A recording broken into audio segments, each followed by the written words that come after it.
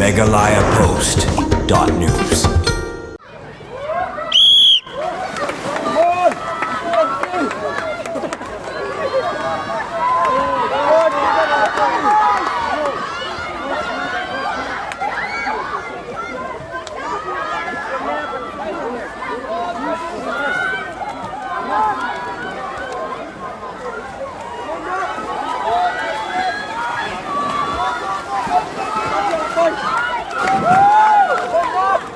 Ka second thrills swimming competition ni Jngïakop Jngi jong senam arjar pesan ke balas dang ha kesan tarik unaitung arjar pesan balapan ha perdano ha kan riu tarik unaitung arjar pesan ha thrills fun park maulin maukhan bar ha kani kejingpen kot no ya kani Jngïakop Jngi layu i kisap begerpang jong kitu ginong simenta ha kani Jngïakop Hakini Jngïakop Jngi lawan bensimenta hadu nyau pendemut nak keleng ke jela Meghalaya balap ru haki kerdan berper bakentup nadu ki kerta bahap hapok ke snem kat sau snem kat nyau snem kat pra snem sheneng balai pesan snem sheneng kani Jngïakop Jngi kadai ke ba lai train kat lang daga Thrill Society buat ke Motor Sports Club ke Meghalaya MSCM balai lat bensimenta kum ke freestyle backstroke butterfly breaststroke buat medley relay formats Habapun kot ya kani Jngïakop Jngi lai don kat nadu uba William Hague promoter Thrills Society uba Jaden Nongklau National Motocross Rider uba Artet Kharsati udukhat ke Motor Sports Club ke Meghalaya uba PK Kurba rangba shnong ke Maulin Maukhan uba Eugene Yangti President MSCM lembat kiwe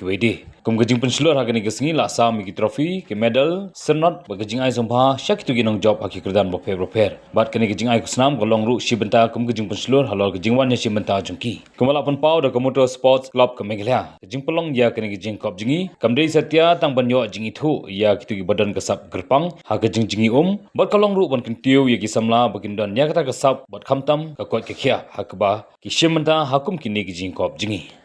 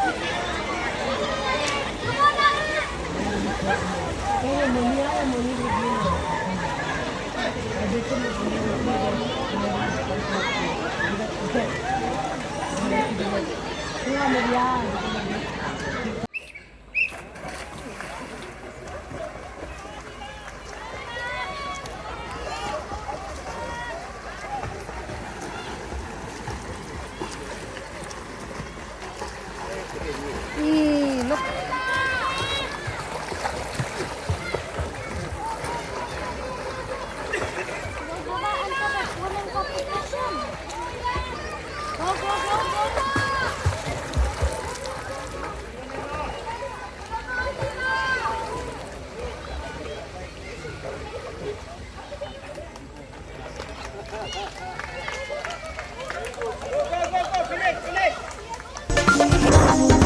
MeghalayaPost.news.